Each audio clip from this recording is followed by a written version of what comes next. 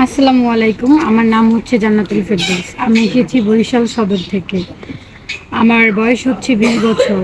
আর আমার ফ্যামিলিতে আমার সৎ মা আছে, বাবা আছে। আমার আপন মা মারা গেছে। তো আমার সৎ মা বাসা থেকে বের করে দিছে। এখন ফ্যামিলিতে কেউ নাই, যাওয়ার মতো কোনো রাস্তা নাই। যদি ভালো একটা মনের মানুষ পাই তাহলে তাকে বিয়ে করে নেব।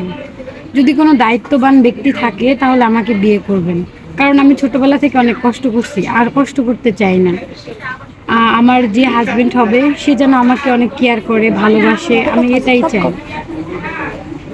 আমি তাকে অনেক ভালোবাসবো, কখনো কষ্ট দেব না। আশা করি সে যদি আমাকে কষ্ট না দেয় তাহলে সেও কখনো কষ্ট পাবে না।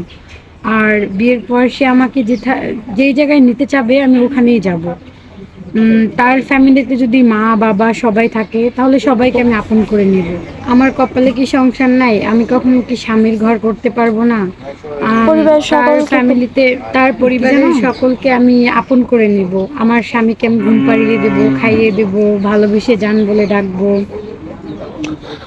আসসালামু আলাইকুম আপু। ওয়ালাইকুম আসসালাম।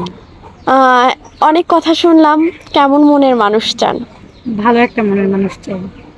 ভালো একটা মনের মানুষ, জি। তার বয়স কেমন হতে হবে? তার বয়স যেমন হোক তাতে সমস্যা নাই, শুধু আমাকে ভালোবাসলেই হবে।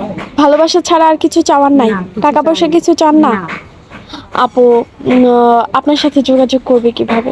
আপনাদের মাধ্যমে। আমাদের মাধ্যমে। জি। সুপ্রিয় দর্শক, ওনার নাম জান্নাতুল ফেরদৌস। উনি এসেছে বরিশাল থেকে। ওনার বর্তমান বয়স 20 বছর। কেউ যদি জান্নাতুল ফেরদৌসে আপুর সাথে যোগাযোগ করতে চান, স্ক্রিনে একটি নাম্বার দেখা যাচ্ছে, এই নাম্বারে ইমো হোয়াটসঅ্যাপ দুটোই আছে।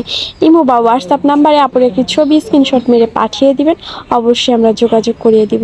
আপু ভালো থাকবেন। আসসালামু আলাইকুম। ওয়ালাইকুম আসসালাম। আপু, আপনার আর কিছু বলার আছে? না আপু, আমার আর কিছু বলার নাই, কিন্তু একটা বলার আছে, যে আমাকে বিয়ে করবে সে যেন 5 ওয়াক্ত নামাজ রোজা করে। এটা হচ্ছে আমার ওনাদের কাছে অনুরোধ। ওকে, আসসালামু আলাইকুম।